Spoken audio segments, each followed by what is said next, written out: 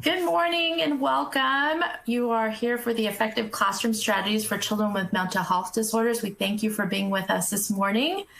My name is Natalie Sedano. I'm a Prevention and Intervention Lead Specialist with Desert Mountain SELPA. And with me today is... Hi, I'm Robin McMullen. I'm an Intervention Specialist with the Desert Mountain SELPA also. All right, so next slide, please. So just some expectations for online learning, being respectful, being responsible, being safe. So of course, just be engaged. We are going to do some activities. We're going to do our best to make them engaging using the chat. We have some incredible help behind the scenes, so thank you very much. We love the idea of wearing appropriate clothing, and that's just to be appropriate, right? And so if you could do that, that'd be great. However, you are not on camera, so that's kind of fun as well.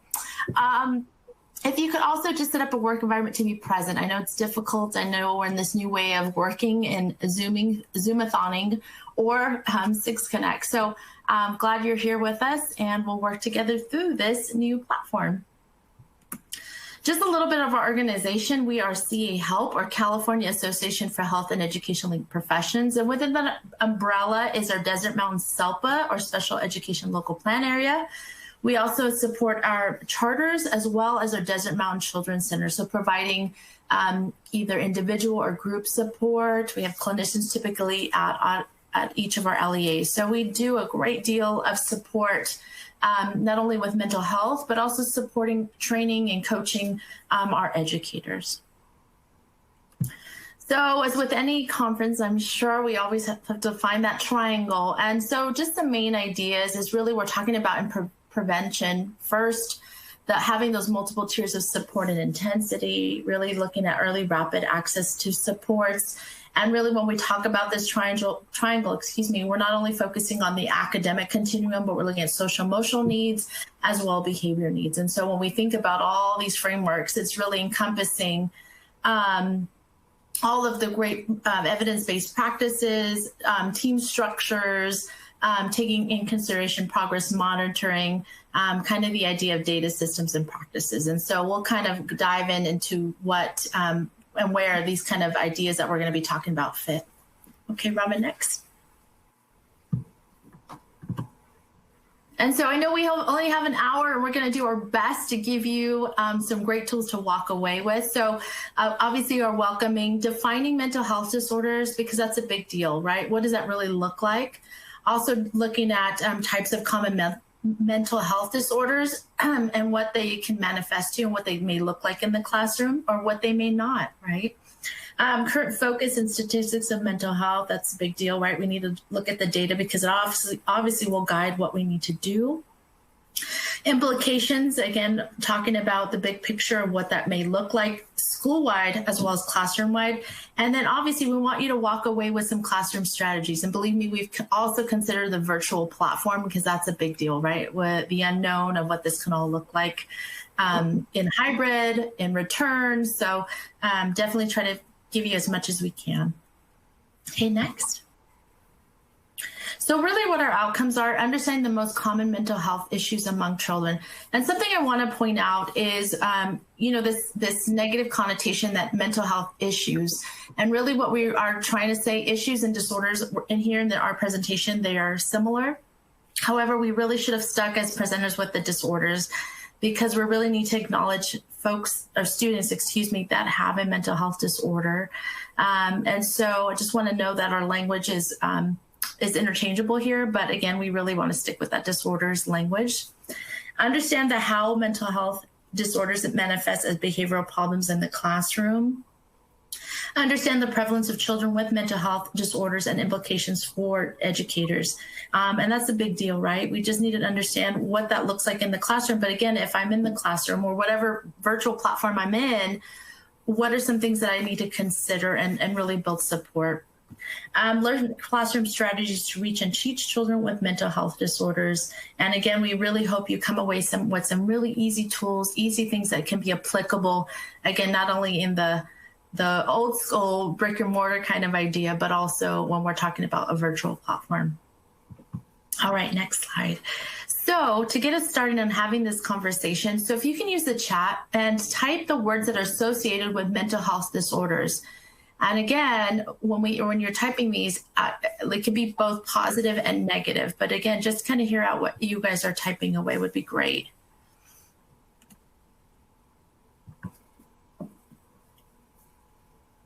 So again, what are words that are associated with mental health disorders?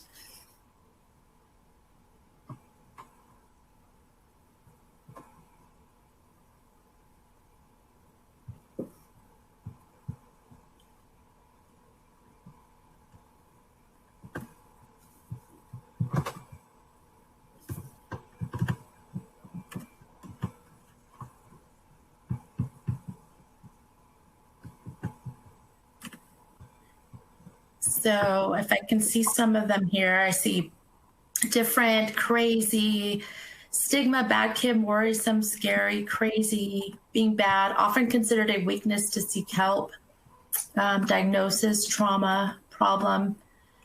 The chat, I believe, is marked there. I see a different screen, or else I definitely will support with that. I see autism, shame, emotionally disturbed, lack of attention, special needs, and really the stigma.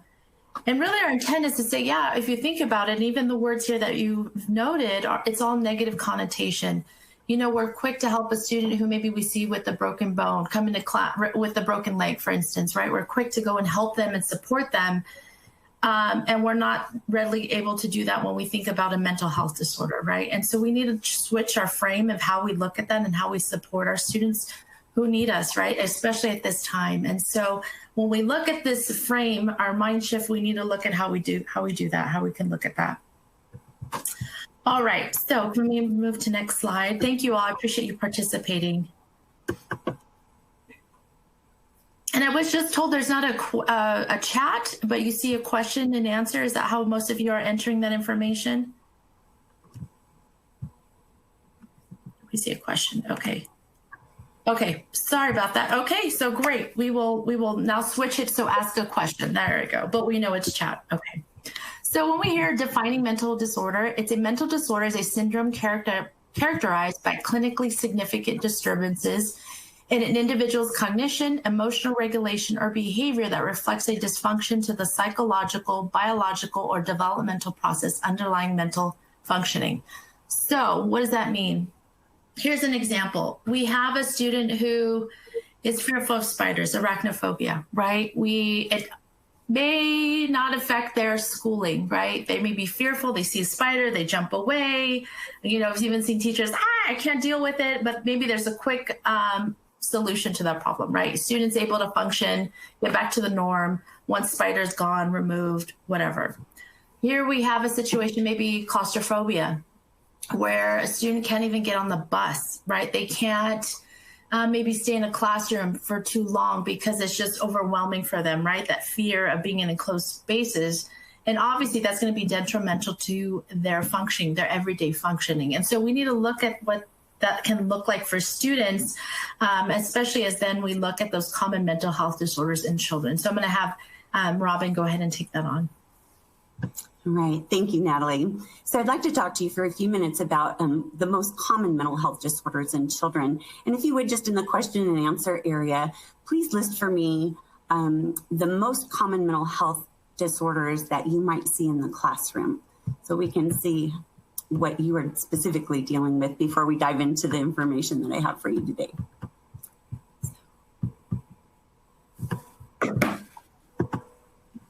And Natalie, are you able to read those answers to the questions? Yes, I'm not able to see them. So that would be helpful if you could read those for me.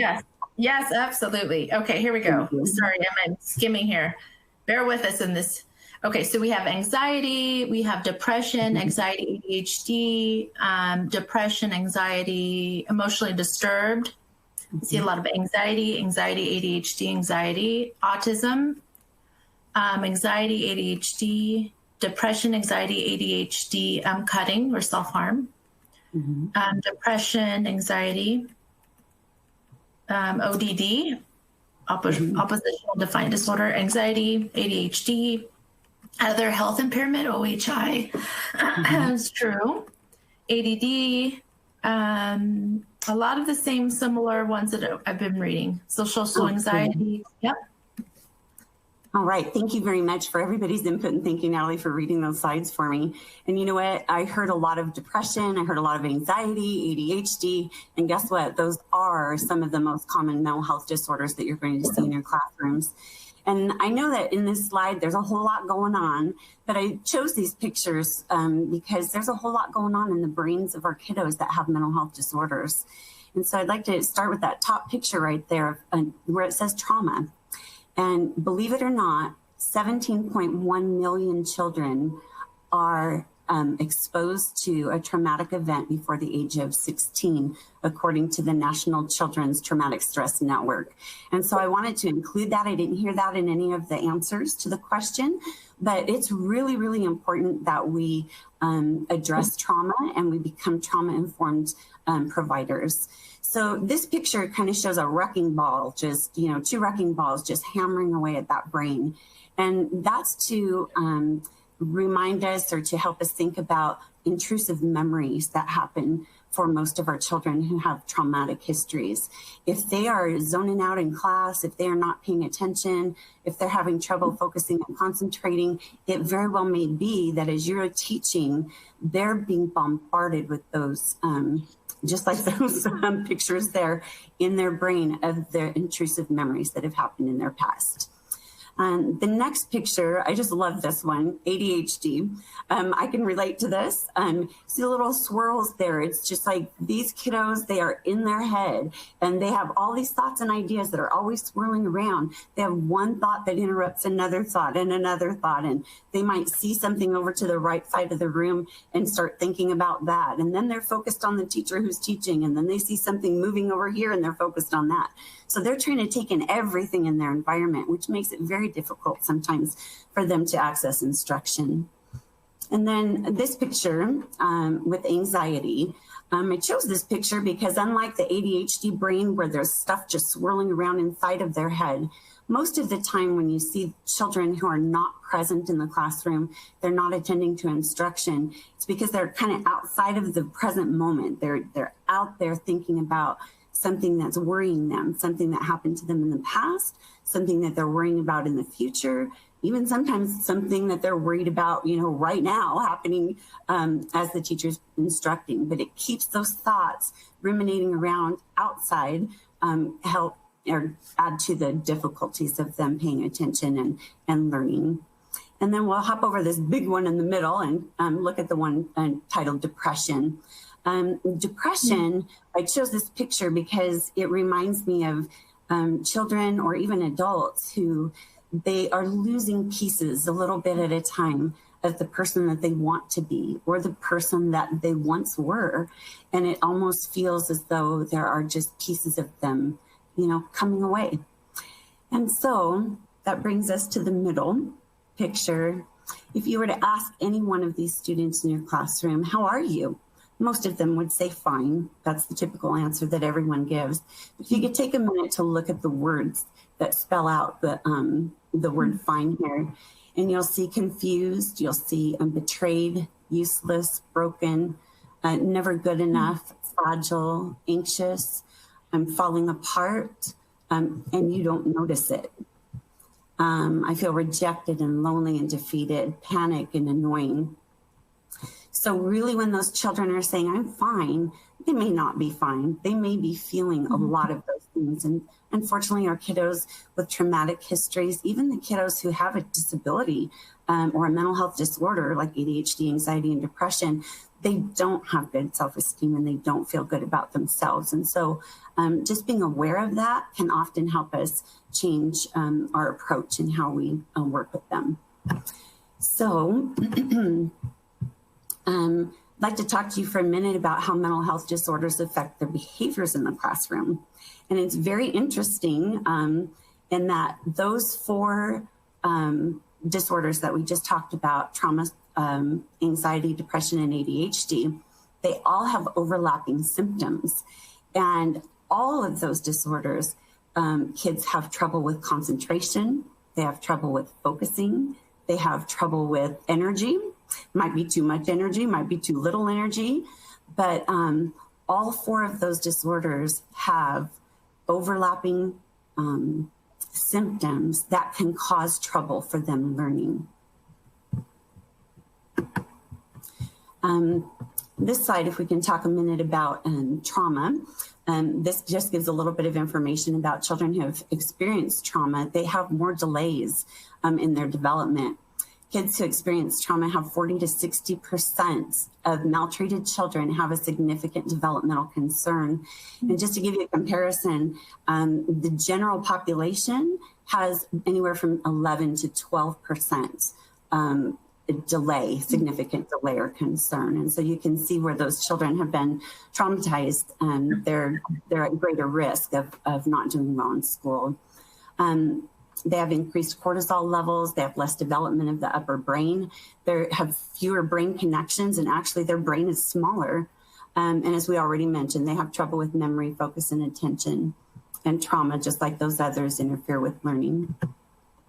So here in your handout, we just have a couple of different, little more in-depth information about how trauma impacts learning for children. But one of the ones that I'd really like to point out to you are two. One is the impulsivity and the fact that children with traumatic history, they tend to be at emotionally of 50% of their chronological age. And so, in other words, if we have a 14-year-old who has a significant trauma history, that 14-year-old's emotional ability is going to be mirroring more a 7-year-old or an 8-year-old. And I know lots of people don't understand that and don't know that. And so we might address a kid and think, oh my gosh, what are you doing? You're whining. Why are you whining? You're 7 years old or you're 8 years old. Why are you doing that? That's because of their trauma. Their emotional ability to function is more like a 2 or 3-year-old. So keeping that in mind can help us to approach the children with more empathy, I think, and then to also encourage them as they struggle. And then the second point that I'd like to point out here is difficulty with relationship development. Because if you can imagine, these children are very impulsive and they are emotionally 50% of their chronological age. So if the 14-year-old is hanging out with 14-year-olds or 15 or 13-year-olds, but is responding to their friends as though they were about 7 or 8 years old, you can imagine the social implications of that and how difficult it might be for those children to make and keep friends. They might make friends very easily, but not be able to keep them. They fight, they disagree, they just don't approach things in the same manner. And so, Natalie, if you'd like to talk a little bit about the prevalence, I'll turn that over to you. Perfect. And we'll dive in some more. So if you could, next slide, please, Robin. Excuse me. Oops. No problem. I apologize. I know, we're learning together here. So what we know about the highest dropout rate of any disability is we know 37% of students with mental illness age 14 and older drop out of school. And typically we're looking at the adolescent range of ages 12 to 18. And just noting again, this is the highest dropout rate of any disability group. So again, when we're talking about schools being de factos for prevention, for community resources, I mean, these are key, and this is a way we can really engage and really support our students. Next slide. Other things as we look at the data here. There we go. Half of all lifetime mental illness begin by age 14. And the average delay, oops, we can go back one. I'm sorry about that. It's okay. Average delay between onset of symptoms and interventions is 10 years. So that's huge. 10 years. What can we have done? What, all these implications and things that obviously are going to affect not only our school system, but our social system. How do we get those supports in place early on and be more preventative? Prior to this webinar was actually another webinar about universal screening, and that's a big deal about having those conversations, how we are identifying our students early on. And Kathleen Lane, who does amazing work about universal screening, has some great resources and slides, had mentioned that we just need to pull forward, even though we are in this time. Obviously the fear is, well, what is that going to look like in this COVID era, right? If we're screening our students. But her whole idea was, well, we need to move forward because that's how we know how to engage and support our students early on. And so, again, I know these statistics can be staggering, but at the same note, what can we do? There's things that we can do in this time. Next slide, please. And so what does this look like and how are things progressing? So for adolescents, the rate of self-reported mental health needs, has increased by 61% since 2005. The rate of mental health related hospitalization has increased 50% since 2017. And someone did ask, I did see that prompt in the Q&A, is what do the statistics look like now that we're in COVID? Next slide, please. And it was difficult, to be honest, to find some recent information. And so it's because we're in the midst of it and really we don't know. We're not back in school. We don't get those referrals, right, to know what's really happening. And so what I do know, though, is polls. There have been polls sent out. So here you have one, the Kaiser Family Foundation. And I wanted to note something here about adults. I know we're here focusing and getting interventions for the classroom teacher or whatever that looks like within that classroom setting. But I really want us to pause and also take into account what adults, what our staff, what our administrators, what our district officials having to do for their own, what they need to do, right? We should also consider their own self-care and their well-being. And so here we have 56% that report that a worry or stress to what's happening, right, will affect their mental health and well-being. So what are some things we need to consider for their well-being, right, once we return? A recent study from an EdSurge article, they polled 5,000 teachers, and their most frequent words that were mentioned were anxious, fearful, worried, overwhelmed, and sad. And anxiety was frequently mentioned. And so again, I just bring that up as a way to say we need to really acknowledge our staff that are returning in their feelings, right? We need to acknowledge that.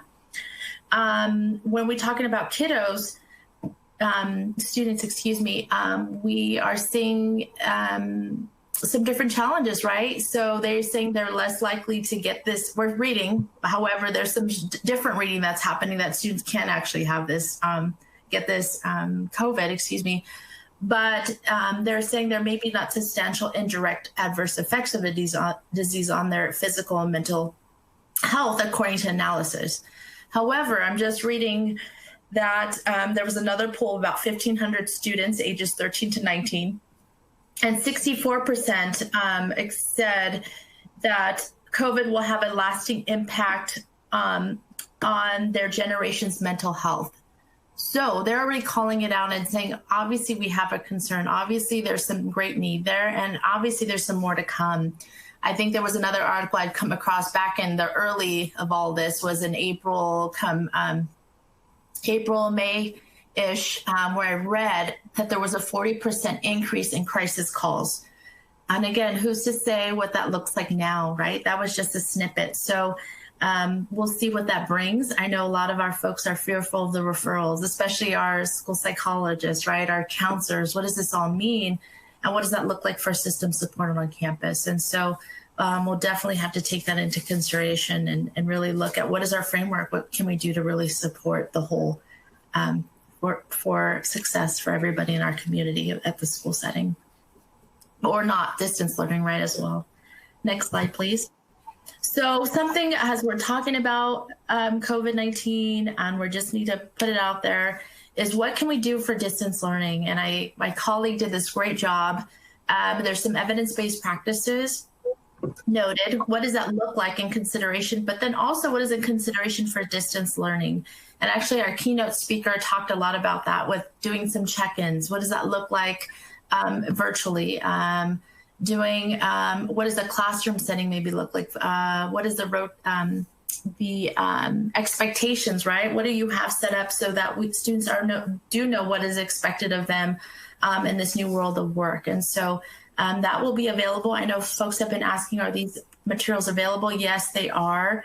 And so we'll definitely, I believe, support back there. I believe it will be posted because we've all kind of, as presenters, we sent that all in. So you guys will have access to that. All right. And I'll have Robin talk about classroom strategies. Okay, thank you, Natalie. So I want to encourage you that you've signed up for this workshop, and the strategies that we're going to share with you in just a few minutes are not things that you have to study. They're not things you don't have to copy. You don't have to laminate. They're not. We tried to choose things that would not be more time consuming for all of you, because I know my heart goes out to all the teachers and all of the extra planning that has gone into, you know, that all of a sudden we're working at home and we're doing distance learning when you had a completely different plan. And so the things that I want to share with you right now really have to do with building relationship, with connections, and really learning about empathy and validating and normalizing kids' feelings. And so I want to show you some simple ways that you can do that.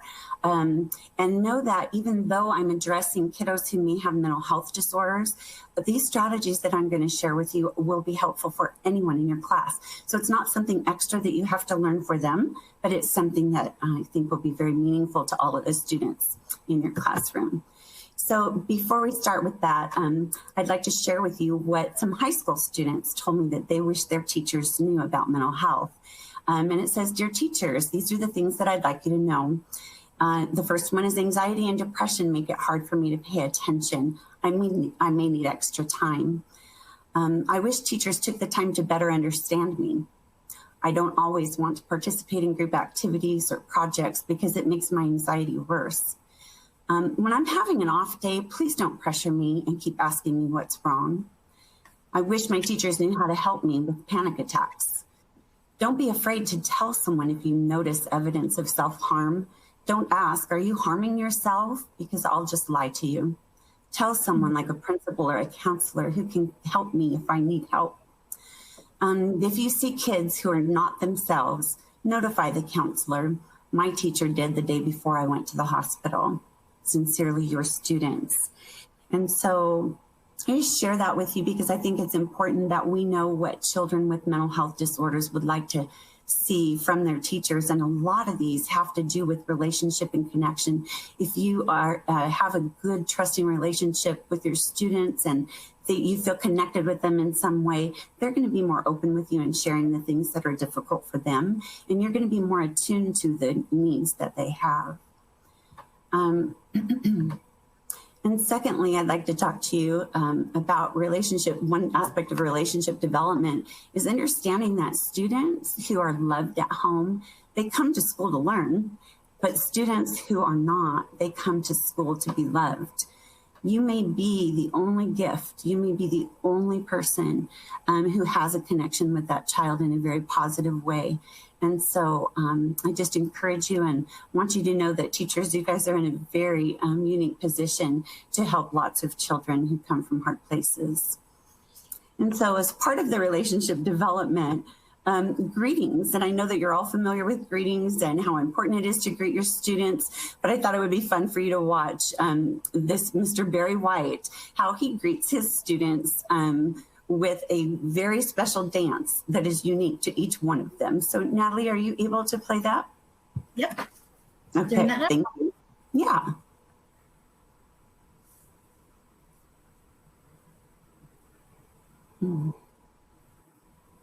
Can you hear the audio? There we go.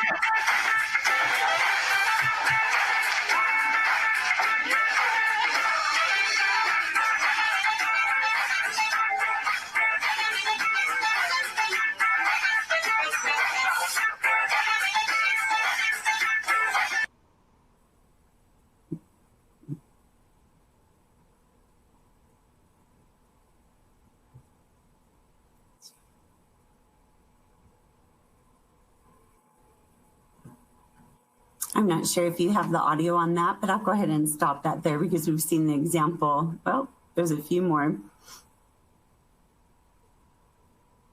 Can you imagine learning 40 different dances to greet your student by? I think that's just amazing. And actually, it's become a viral phenomenon. There's many teachers around the world who are actually learning to greet their students with a special handshake or something that's just unique to that student. But I hope you appreciated that and enjoyed that. So now not every one of us obviously is going to be doing handshakes in that way. And of course, distance learning makes it a little bit more difficult for us to make that connection. But I did see some examples in that video of ways that he was able to greet the students, without actually touching. They turned into their feet, and maybe they could do a virtual high five if, we're social distancing, or maybe we're on distance learning. But I think the important thing to remember about building into connection through greetings is that you want to have your children feel that they are valued, that they're important, and that you're very happy to see them. And as I said earlier, you may be the only person that makes them feel that way. But when kids feel connected to their teachers, they're more engaged in learning. And so whatever you can do, if it's just a check-in and, hi, you know what, Natalie, how are you feeling today? Are you a 1, a 2, or a 4 or 5? How are you feeling today? Natalie might tell me, I'm a 5. I'm feeling great. I'm glad you're feeling great. What makes you feel great today, Natalie? And she might share with me something that made her feel wonderful. And of course, there are other examples that we can give you too in the question and answer time if you have more questions about how to specifically greet students, especially with the distance learning in a virtual world. So relationship development, greetings to make that connection. Affirmations is another way that we can really affirm to the children that they are important. And just being able to have those posted somewhere in the room is very, very helpful, not only for the teacher to be able to to express to the children, but also for the children to see that regularly. If they're reading, I am smart and I am brave and I can be a leader, I can learn from my mistakes. That helps to combat those negative automatic thoughts that they have in their mind. Remember back to that slide where it said, how are you? And the words were spelled out fine, all of the negative things that they felt about them. Mm-hmm. Having those affirmations posted somewhere in the room and greeting them with affirmations and encouraging them with that can be very helpful in helping to make them feel a little bit better about themselves. The next thing that I'd like to talk to you about is some of the terminology that we use in the mental health field that isn't always as well known to educators. And so Natalie and I came up with this acronym Enva, and the Enva strategy is really simple. It just stands for empathize, normalize, validate, and ask questions. And so just to give you a little bit of deeper information, because those things can be very closely related and sometimes it's difficult to tell the difference between them. And so if you can just refer back to this at any time if you need to, but empathize is to understand, to relate to show compassion for, identify with someone else and what they're going through. To normalize is to confirm or substantiate someone's feelings. It's also to let them know that, you know what, lots of other people feel that way too. To validate is to demonstrate support of the truth of their feelings, their situation, or their thoughts or opinions. And A, obviously, is to ask questions when appropriate.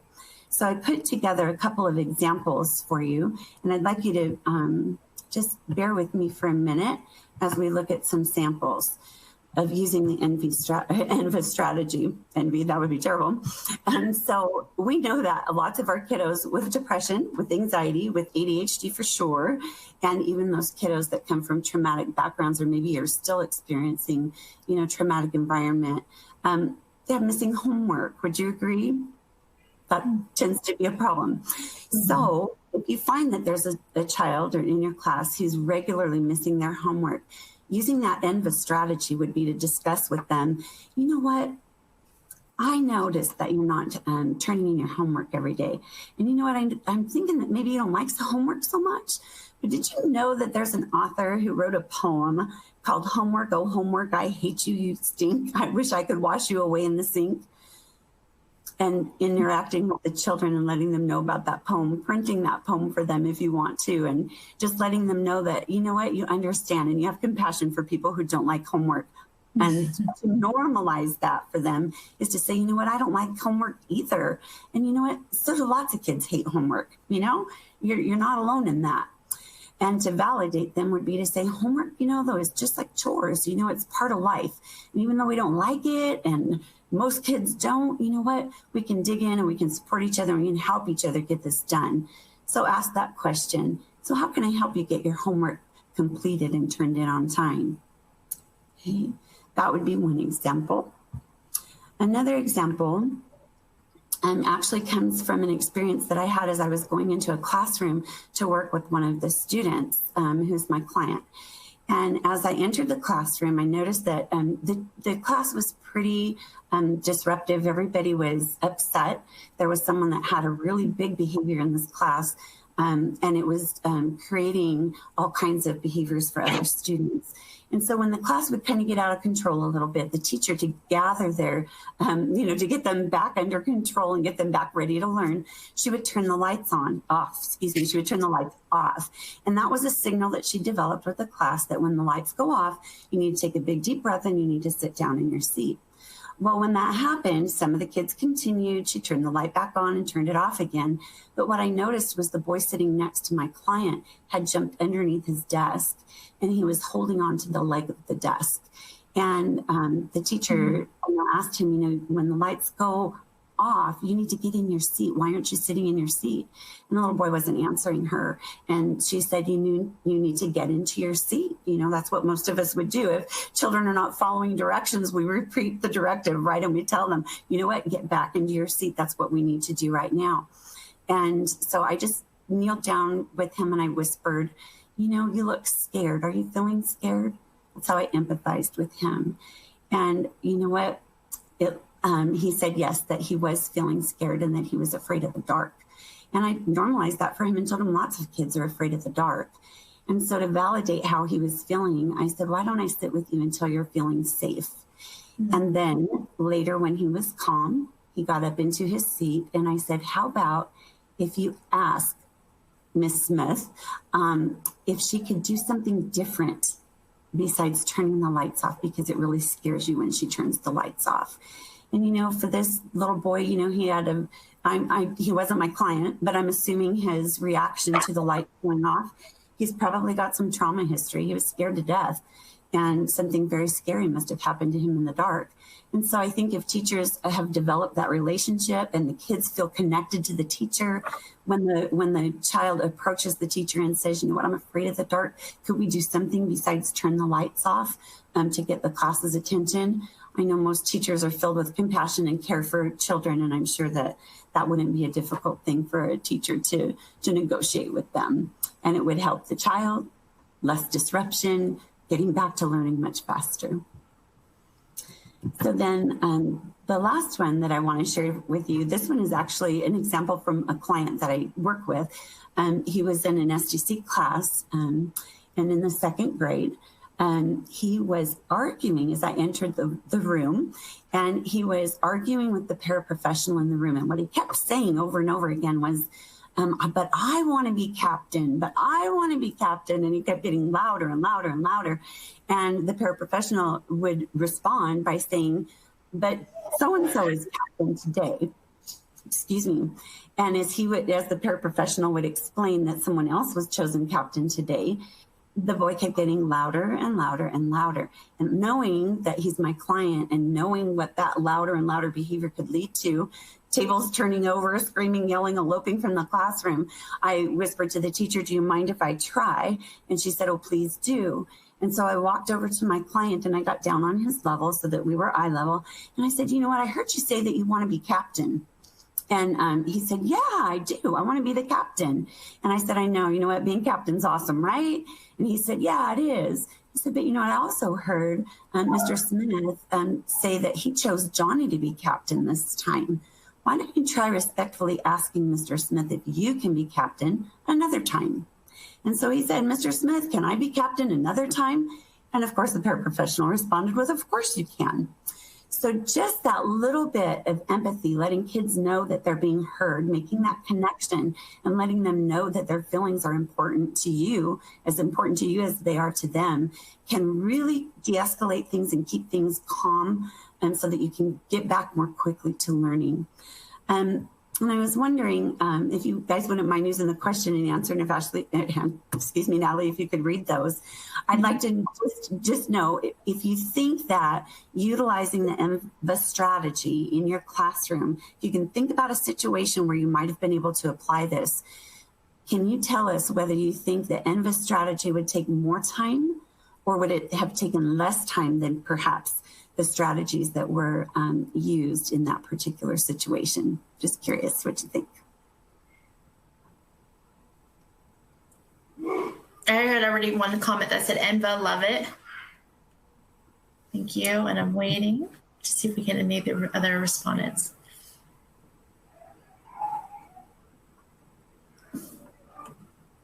Less, someone said less. Less. Mm-hmm. Less time, less time, less time. Right. Okay, great. And that's what we were hoping you would get from that, because it actually does take a whole lot less time than some of those other strategies that we use for, behavioral upset and things. And so good. I hope that is very helpful to you. And of course, if you have more questions or specific things you'd like to learn about that, we can talk about that in the question and answer time. And also my contact information will be up there too, if you'd like to correspond through email. So we're going to take a look a little bit at the teacher's role. We already talked about how relationship development, making a connection, excuse me, and all of those things are important.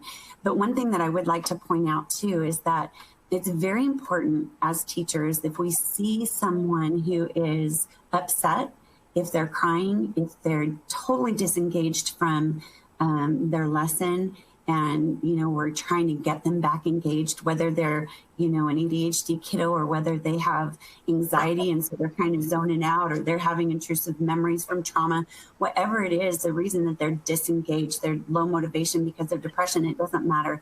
But sometimes we as educators, then we can get frustrated with the kiddo if that's something we've been working on over and over and over again. And so sometimes our response isn't always the most patient response. And so it's very important that as teachers responding to children with mental health disorders, that we really make sure that we're able to keep ourselves calm as we're interacting with the child, especially if they happen to be argumentative or defiant, like I had shared my client had been. It would be very easily for that paraprofessional to have been getting very frustrated. But one thing I want you to understand is that the child can be no more regulated than the adult who is engaging with them. And so if your anxiety is up here because you're frustrated and can't handle the way things are going, they're going to read that and they're going to mirror that. And so as your anxiety goes up, their anxiety is going to go up. As your frustration goes up, their frustration is going to go up. But that mirroring happens the opposite direction too. So if they're upset and they're yelling and you're down here and you're staying calm, guess what? It's going to bring them down to calm too. So just use a calm, quiet voice. If that's hard to do, take a big, deep breath. And there's nothing wrong with saying, you know what? I need to get back to you on this. I'd like you to wait here and I'll talk to you in a few moments if you need to gather your thoughts. So anyway, Natalie, would you like to talk to the folks about routines and how important that might be, not only for the regular students, but for their kiddos with mental health disorders too? Absolutely. So we know routine, right? Having that structure throughout the day, knowing ahead of time what does my schedule look like, right? And really, it's the idea of completion of work with flexibility. It's picking those battles. Do I allow a student to work with a pencil or a pen? Well, either way, me as adult, right, I'm going to get my need met of getting this assignment done. It also is about having those clear expectations. And here it's noted using the picture exchange communication system, which usually PACS is typically found in a special education classroom. But how beneficial would a visual or, the ability to move an item from one item on off your to-do list? I am notorious for having my little Post-its everywhere, and it has my to-do, right? And checking that off. And that for me is my way of acknowledging my work schedule and what I need to accomplish throughout the day. Another example to look at this is Costco, right? The line to go and purchase food, the hot dog, your pizza, right? There's a taped, usually line of sorts on the floor, right, to guide us. And that becomes kind of a visual for us of when it's our turn to get that hot dog or whatever, or pizza, which sounds really incredible right now. But it's the idea of these visual supports that help us to understand our environment, right? And to help us and to guide us and supporting us, really, right? So I think no matter the age, again, thinking about us as adults, even when we go to the gas station, which card does my which way do I turn the card, right, to scan for gas? I will admit, I use that as well, right, to guide me, to help me with my routine, or to help and note what things need to be done. Next slide, please. Which kind of is pertinent to then when we talk about our physical environment. We're talking about it being collaborative. We're looking again at posting our school-wide expectations. We have our consequences noted. But again, if we think about our expectations, they are our social skills curriculum. They're already set. They already are aware of what is expected within the classroom setting. We are displaying student work throughout. I mean, because that's just how important. And you know that too, as students are coming by, they're taking note, oh, look at my artwork is there, or here's my essay that was just recently posted. I mean, that's a way of really encouraging and building that support. And again, doing so in a virtual way as well, acknowledging our students who worked hard maybe on an assignment, or posting it up, right, for other students to take a glimpse of what was done or completed, right? Here, the other piece is keeping the school building clean and welcoming. Well, again, if we were to think about virtually, what does that look like in terms of a welcoming environment? Are we doing a check-in at the beginning? Are we having a heart monitor assigned, a student who's assigned to check in and maybe lead an activity, which again could be really powerful, right? Here are some examples. Again, I know there's some virtual as well as some physical examples, and I love that there's a big push around creating a virtual Bitmoji classroom, so I incorporated that one in there for you to see. But just keeping it very simple, right? There's a teacher, she has a poster up. I love that there's hardwood floors in her classroom. Great, make it fun, right? Make it engaging for our students. You see in the other classrooms, especially with students with anxiety and ADHD, not to make the classroom overwhelming, just keep it simple, clean, orderly. Next slide, please. Also, when we're talking about middle and high school, again, just making it so that students are able to engage with one another as well, coming in between the desks, moving around and about. Again, when we're talking about our day and age, right, it's that Bitmoji classroom, but how are we engaging with our students? Are we doing maybe some breakout sessions to give students opportunity to collaborate that way, right? How are we doing things in terms of other platforms that we're using, right? Are we using the chat to engage our students? Are we doing some discussion questions as a classroom, right? Just doing things that we obviously need to adjust based on the way we're working now. I'm going to have Robin taking a break individually and what that looks like. Thank you, Natalie. So we know that sometimes students, we all need to take a break from time to time, right? And there's nothing more frustrating than having a child in the middle of a lesson need to take a break. But it's very, very important that, especially for our kiddos with mental health disorders, that we have that relationship connection. We understand where they're coming from, understand their history, and understand their need to have that break sometimes. It's important that kiddos, when they take an individual break, they're just giving a signal at some point that, man, I'm done. I've had it up to here. I need to step away for just a minute. The goal of that break should be for them to engage in some calming or relaxation strategies that they can be taught, some deep breathing exercises, or many other things that we teach kiddos as coping skills. But the important part is that once they return back to the regular lesson, is that we make sure that they're always engaging in what they were supposed to have been doing when they were taking a break, because we don't want kids to abuse that privilege of taking a break. We want to make sure that kids don't start to use it as an escape or to avoid their math lesson if they don't like math or whatever the situation may be. But so those breaks are really important. And I'm going to share a quick story with you of an example. I had a student that I was working with who had a significant trauma history. And one of the things that she had learned from a victims of crimes counselor was to draw. And so this young lady, her traumatic history, she was bombarded with those intrusive memories. And so drawing, taking a break from hearing the teacher, taking a break from all of those intrusive memories, for her, drawing kept her in the present moment. drawing or sketching, in her art journal kept her from going back to the past, and it kept her focused on what was happening right now.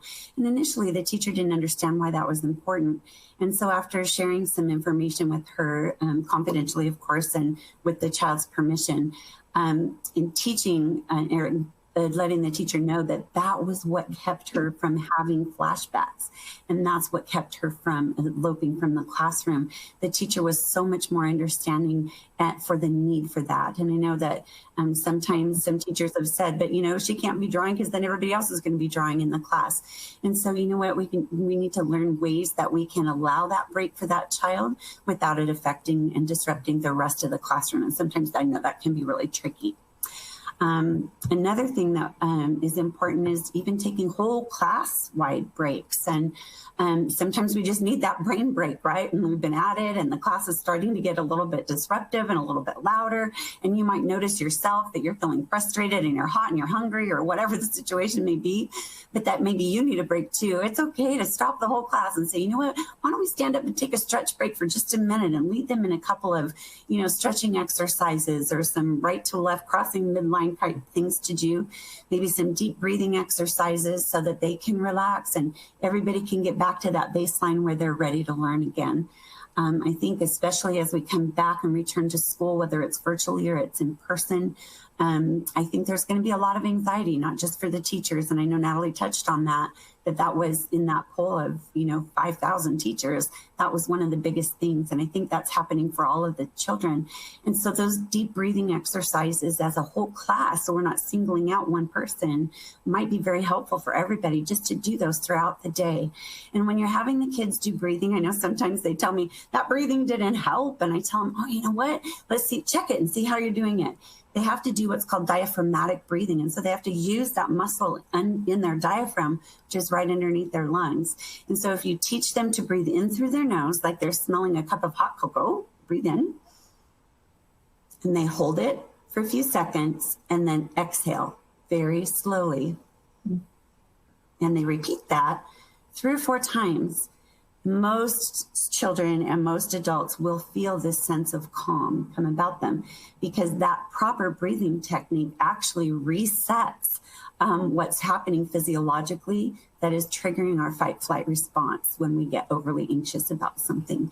And so if you guys wouldn't mind, just do it really quick with me. Just breathe in through your nose. We're going to count to 4. So breathe in, 2, 3, 4, hold it.